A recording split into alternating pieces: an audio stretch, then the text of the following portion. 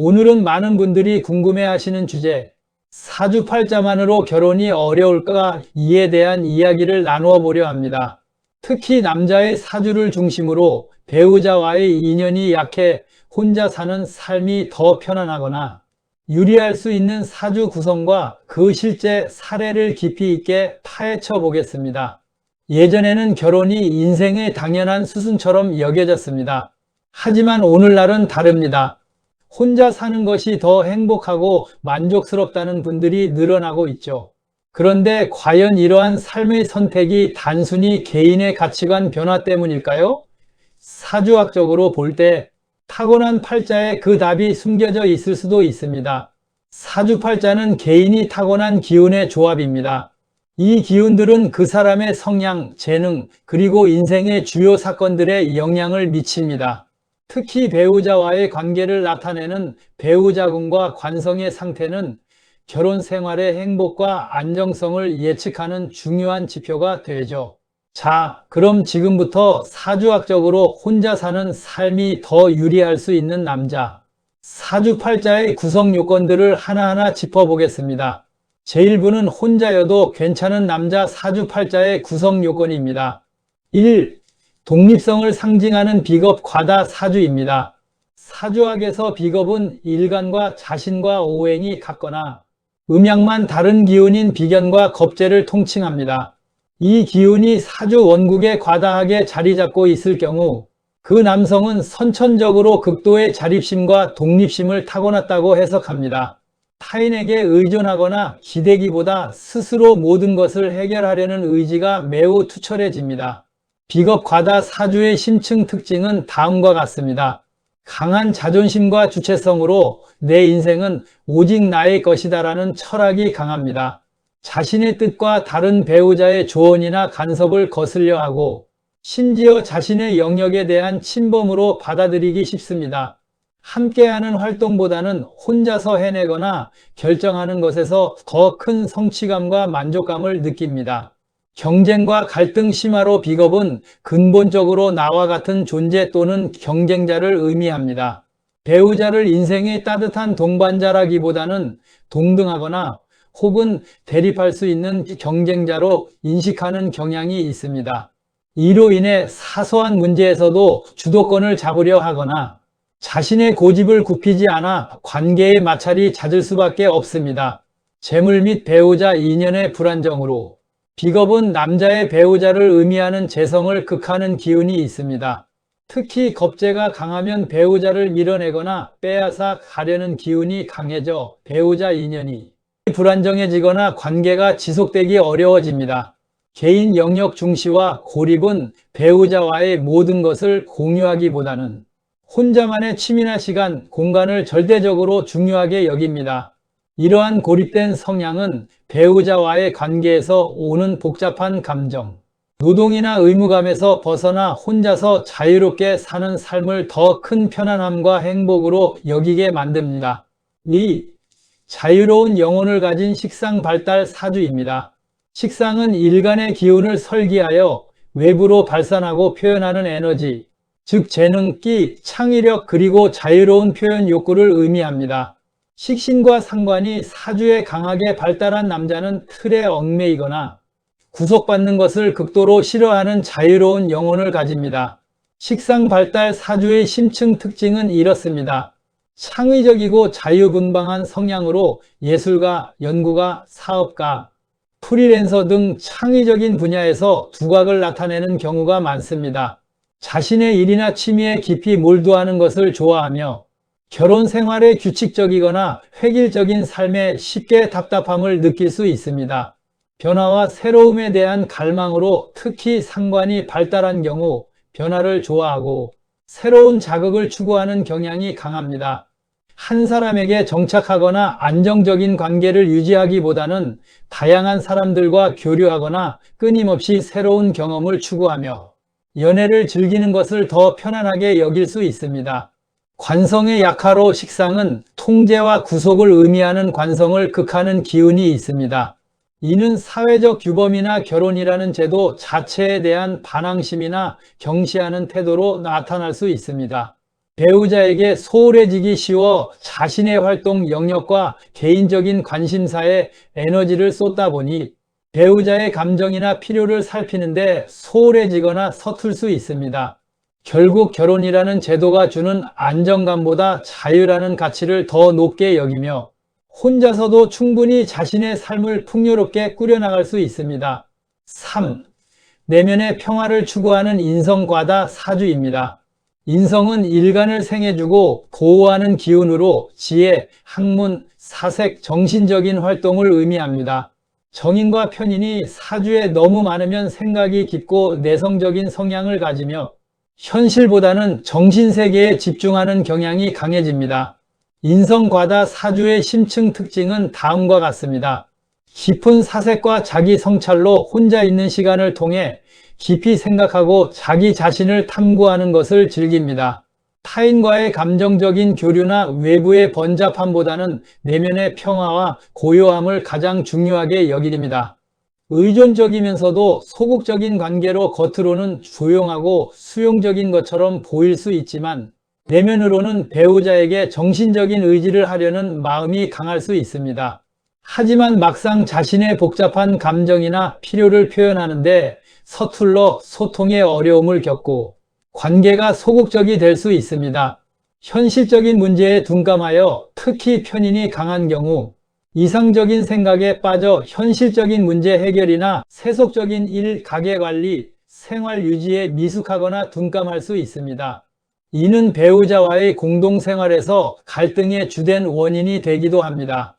고독을 통한 만족으로 타인과의 관계에서 오는 피로감이나 감정, 소모보다는 혼자만의 고요한 시간을 통해 정신적인 만족을 얻는 것을 더 선호합니다. 이들은 배우자와의 복잡한 감정 교류보다는 혼자만의 세계를 지키는 삶을 선택할 가능성이 높습니다. 4. 배우자 인연이 약한 무재성 또는 약한 재성 사주입니다. 남자의 사주에서 재성은 재물과 여인, 특히 배우자를 의미하는 가장 핵심적인 요소입니다.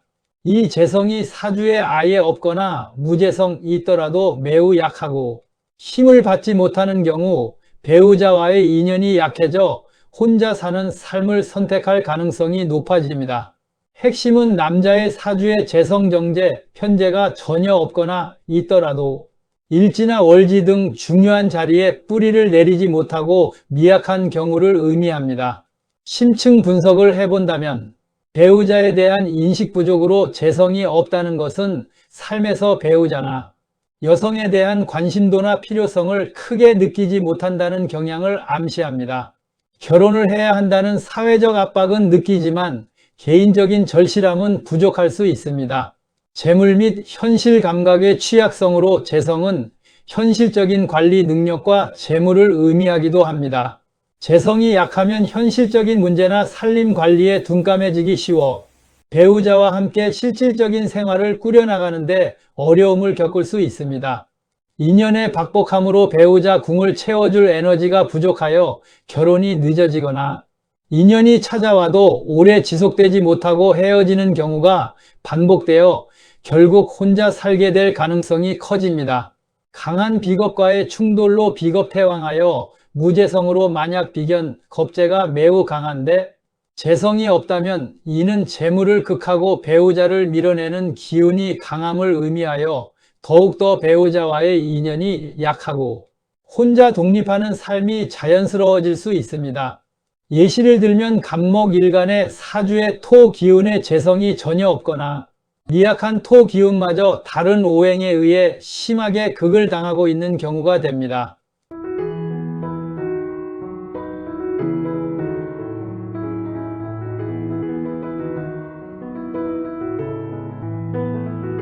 5. 배우자 궁의 불안정 및 고립입니다. 일지는 배우자 궁으로 배우자와의 관계 양상과 배우자의 특성을 가장 직접적으로 보여주는 자리입니다. 이 자리가 불안정하거나 배우자와 화합하기 어려운 기운으로 채워져 있다면 결혼 생활이 원만하지 못하고 혼자 사는 쪽을 선택할 수 있습니다. 핵심은 일지의 비겁, 식상, 편인 등 배우자와의 조화를 깨뜨리기 쉬운 십신이 자리 잡고 있거나 일지가 다른 지지와 형, 충, 파, 해 등의 부정적인 관계를 맺고 있는 경우입니다. 심층 분석을 해보면 일지가 비겁으로 배우자 자리에 나와 같은 기운, 즉 경쟁자나 동료가 앉아있는 형국입니다. 배우자와의 관계에서 끊임없이 주도권 다툼이 일어나기 쉽고 서로 양보가 없어 관계가 피로해질 수 있습니다. 배우자에게 집중하기보다는 자기 자신에게 몰두하기 쉽습니다. 일지가 식상으로 자신의 기운을 쏟아내는 식상이 일지에 있으면 남편을 의미하는 관성을 극하는 기운이 강해집니다. 이는 배우자와의 관계에서 자신이 주도권을 쥐려하거나 배우자에게 끊임없이 자신의 뜻을 강요할 수 있음을 의미합니다. 또한 자신의 활동에 몰두하여 배우자에게 소홀해지기 쉽습니다.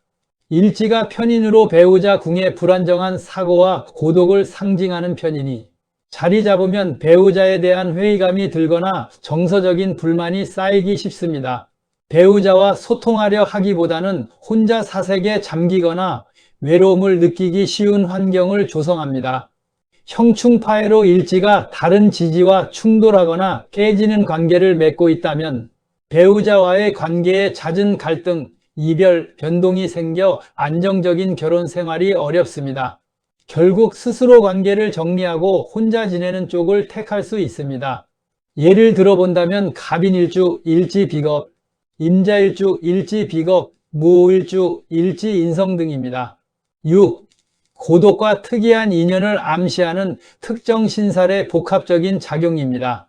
사주팔자의 8글자 외에 추가적인 의미를 부여하는 신살 중에는 배우자 인연이나 관계의 고독을 암시하는 것들이 있습니다. 이러한 신살들이 사주에 강하게 자리 잡고 다른 부정적인 구성과 겹칠 때 혼자 사는 경향이 더욱 강화될 수 있습니다.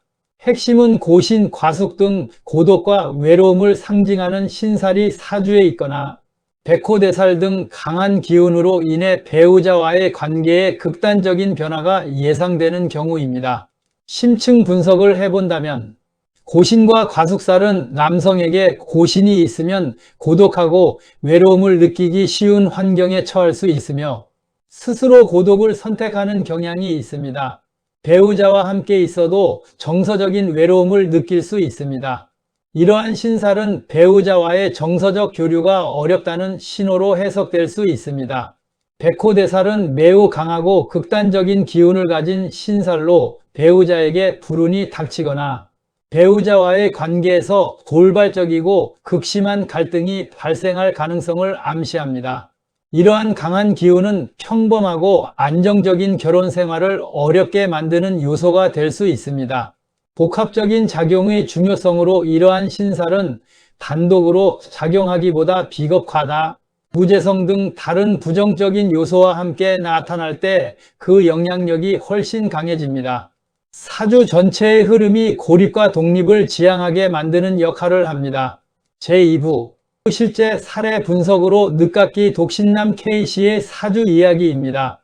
자, 이제 실제 사례를 통해 앞서 설명드린 사주 구성이 어떻게 작용하는지 알아보겠습니다. 오늘 소개해드릴 분은 40대 후반의 독신 남성 K씨의 이야기입니다. K씨는 학창시절부터 똑똑하고 재능이 많다는 이야기를 들었습니다. 명문대를 졸업하고 대기업에 입사하여 남들이 부러워하는 삶을 살았죠. 하지만 40대가 되도록 결혼을 하지 못했습니다.